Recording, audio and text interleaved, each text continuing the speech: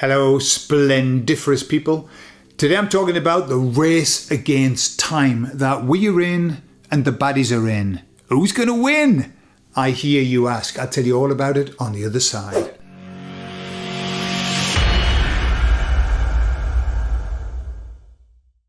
The emissaries asked me a question the other day and they said, how does it feel down in 3D at the moment? And I said, it feels like this. It feels like we are on the verge of something really good.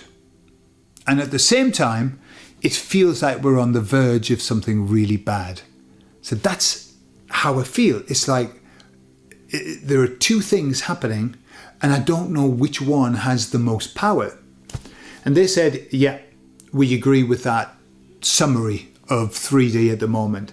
What they said is that the baddies perceive themselves, they know fine well that they are in a race against time. They know full well that the Great Awakening is happening, that there's no stopping it.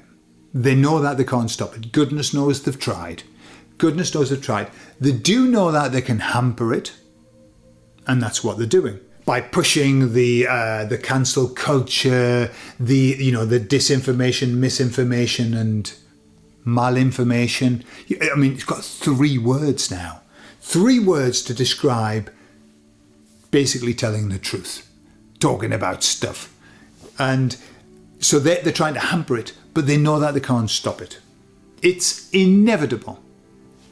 However, as the emissaries say, they're also aware that if they can act quickly enough, they can get all their plans in place before enough people have woken up. That's it, basically. I heard a really nice expression the other day which kind of sums up what they want to do. They said, you can vote your way into communism, but you've got to shoot your way out. Okay? And it's kind of like where they want to take us. Literally, they want to take us, I believe, to that kind of paradigm of total state control, total and utter. So they know that if they can get us there, because if you think about the times that the communist state, the people knew that the government lied. The people knew that the government was bad. The people knew that they were being suppressed and persecuted and all of that. They just couldn't do anything about it. There was nothing that they could do. They all knew. They were all awake.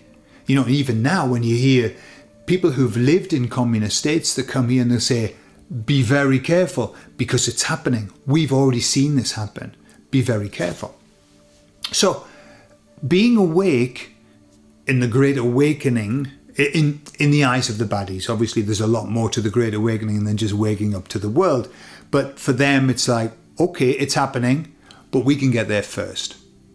So what are they doing? Well, they are at the moment in the game of the great distraction. They know that there's this swathe of people, a swathe of people ever growing, ever massive, who are starting to look overly at them, starting to investigate them and everything. And so what they're doing is they are in the process of creating as many distractions to titillate us. They are the tidbits that they give us. So at the moment, for example, I see this thing with P. Diddy or whatever, yeah? It's an enormous distraction. All right. In one way, people are saying, yeah, but it's all coming out and everything. It's all coming out about him and about a certain group. What I see, the baddies, remember the baddies, we're talking about another level. They don't give a shit about anybody who's in their camp.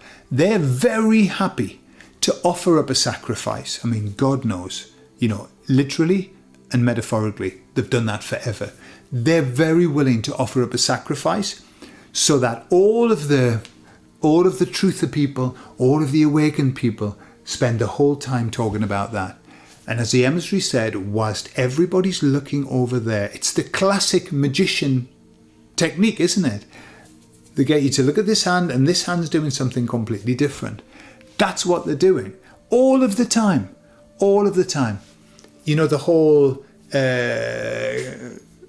Kamala, I'll say her name incorrectly because I know it's really bad to do that, but I'm a rebel.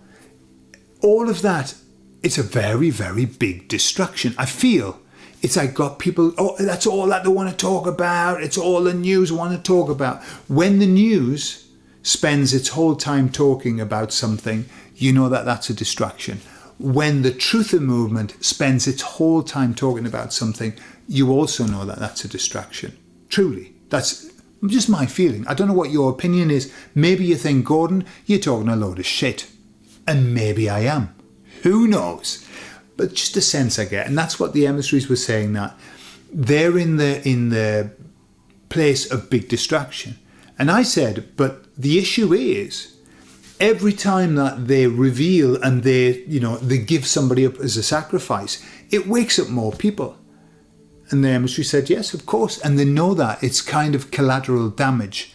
But as long as they can keep us from not watching what they're doing, then they're buying time. So that's all that they're trying to do. So they see us in like this race, neck to neck. They're confident that they can win this race. They're confident that they can get to do what they want to do in the end. And they'll have us all as kind of like prison, on Prison Planet, all saying, look how bad it is. That's what they think. However, the emissary said that won't happen. It can't happen because that's not the plan. However, that doesn't stop them from thinking that. That doesn't stop them from believing that. But it's not the plan. Whether they like it or not, the Great Awakening is happening. And whether they like it or not, this time comes to an end. This will end. We are in the last days. The last days sounds frightening. We're in Armageddon, whatever you want to call it, the Great Tribulation. Call it what you will. It sounds scary. It was terrifying for me, as an ex-Jehovah's Witness to think that. But it just means that at the end, we're at the end. And that's good. Because as one thing ends, another thing starts. As one door closes, the other one opens. So that's all. And we knew that when we came here.